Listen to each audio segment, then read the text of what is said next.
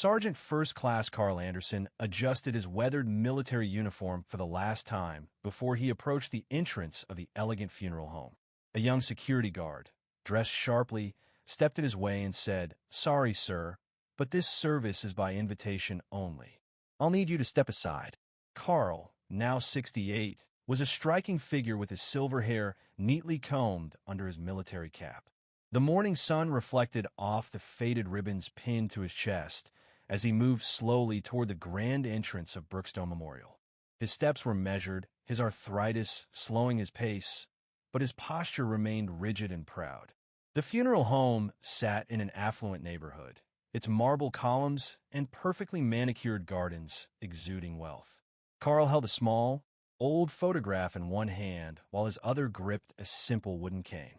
His uniform, though aged and worn, still fit perfectly, the fabric slightly faded but sharp in appearance.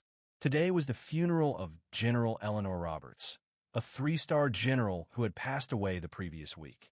Carl had seen her name in the news and knew instantly he had to be there.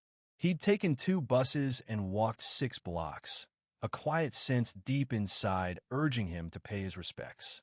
Carl had served 3 tours in Vietnam as a combat medic from 1971 to 1976, joining the military right out of high school in his hometown of New Orleans. It was there he sought purpose, a place to belong. During his second tour, his unit was ambushed near the Laos border. Under fire, Carl crawled across the battlefield for over an hour, dragging wounded soldiers to safety, one after the other. He saved 6 men that day, but he never spoke about it. The military awarded him a Silver Star for his bravery, but Carl always said the real heroes were those who didn't make it home.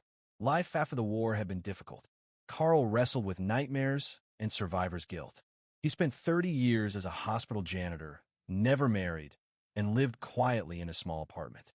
His military service defined him, though he rarely shared his past with anyone. Every morning, he folded the American flag the same way he was taught in boot camp. Every evening, he read letters from families of the soldiers he had saved. Those letters kept him going through the darkest times. He believed deeply in duty, honor, and caring for his fellow soldiers, long after the war had ended. The young security guard, clearly in his mid-20s, looked Carl up and down with judgment. He explained that today's service was for high-ranking officials, family members, and special guests. Carl tried to explain that he had served with General Roberts, but was cut off before he could finish. The funeral director, a tall man in his 50s, stood nearby, nodding at the guard's actions while well-dressed guests passed by without a glance. The guard's tone grew increasingly dismissive. He suggested Carl might have mixed up the details, hinting that perhaps he was at the wrong funeral. A few onlookers began to whisper, and a reporter standing outside noticed the situation, moving toward the scene with her camera crew. The funeral director approached Carl, his voice polite but firm, urging him to leave before they called the police. The air felt heavy with judgment and disdain. Carl wasn't embarrassed for himself. He was embarrassed for the way veterans were treated, even those like him who had given everything.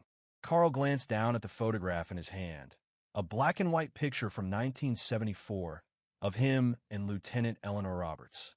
She had been fresh from West Point at the time, assigned to his unit as a liaison officer. Carl remembered her voice on the radio during that ambush, coordinating helicopter evacuations as gunfire rang out. She stayed on the ground until every wounded man was loaded, not leaving until Carl gave the all-clear. After the war, they had exchanged a few letters. In one, Eleanor spoke passionately about improving how the military treated its veterans. Her words had kept Carl going in those early years after he returned home. Now, she was gone, and this funeral, in some way, seemed to exclude people like him. The feeling of isolation that had haunted Carl since the war, the same one that came when protesters spat on him at the airport or when employers overlooked him because of his service record, hit him again. He couldn't help but wonder if Eleanor would have wanted this, if she would have agreed with him being turned away. The answer came to him quickly. She would have been furious. Carl stepped back, heart heavy, watching as more luxury cars arrived, discharging mourners who walked past him without even a glance. The divide between their acceptance and his rejection stung. Sitting on a bench across the street, Carl watched the ceremony from a distance, trying to remain calm despite the rising tide of anger and sadness. He clutched the photograph in his hand, remembering the day he and Eleanor had worked together in the chaos of war.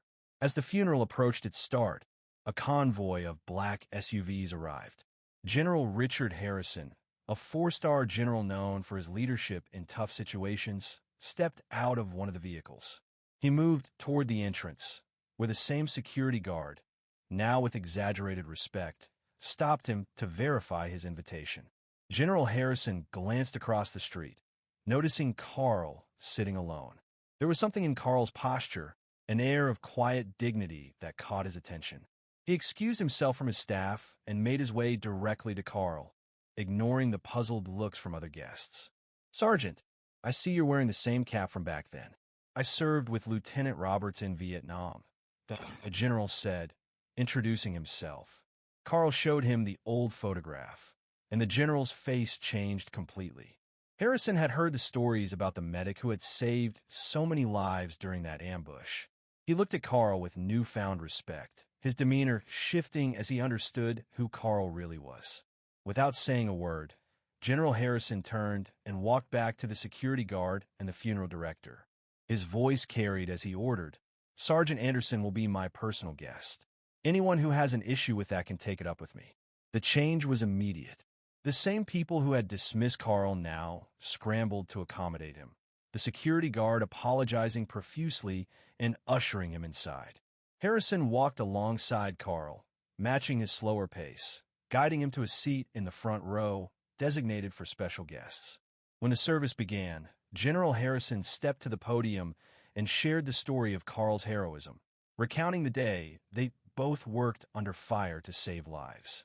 He explained that true honor isn't defined by rank or wealth, but by the selfless actions people take when no one is watching. The room was silent as Harrison described Carl's courage and Eleanor's leadership, showing how military service is more than just awards and accolades. When Harrison finished speaking, he called Carl to the front and presented him with a flag that had flown over the Pentagon, telling the audience, "This is what a real American hero looks like." The funeral director, who had earlier tried to have Carl removed, now shook his hand, showing genuine respect. Several attendees approached Carl, apologizing for their earlier treatment and thanking him for his service. As Carl left the funeral, he noticed how the way people looked at him had changed. What had shifted wasn't who he was, but how others saw him. General Harrison walked with Carl to the cemetery, standing together at the grave of their comrade. Afterward, Harrison arranged for Carl to be driven back to his apartment in a military vehicle, ensuring his comfort and dignity. Before they parted, the general handed Carl a personal card, telling him, "If you ever need anything, call me. We take care of our own." That evening, Carl sat in his small apartment, the flag folded neatly on his kitchen table next to the old photograph. He thought about Eleanor and how she would have found humor in the situation, probably making light of the bureaucratic fuss. It had been a day of reminders. Dignity isn't given to you by others. It's something you carry inside yourself. It's earned through sacrifice, through service. Sometimes it takes someone else to help others see it, but it's always there. Carl thought about how respect for veterans should be a given, something automatic, not dependent on social status or invitation lists. He knew tomorrow would bring another quiet day in his life, but something had shifted. He felt seen, remembered, valued, not for the uniform, but for who he was and what he had done. That night, he wrote a letter to Eleanor's family, recalling their time together in Vietnam and thanking them for raising someone who truly understood what service meant. He ended the letter with a promise to continue living with the principles she had shown: duty, honor, and always looking out for the men and women who served alongside you.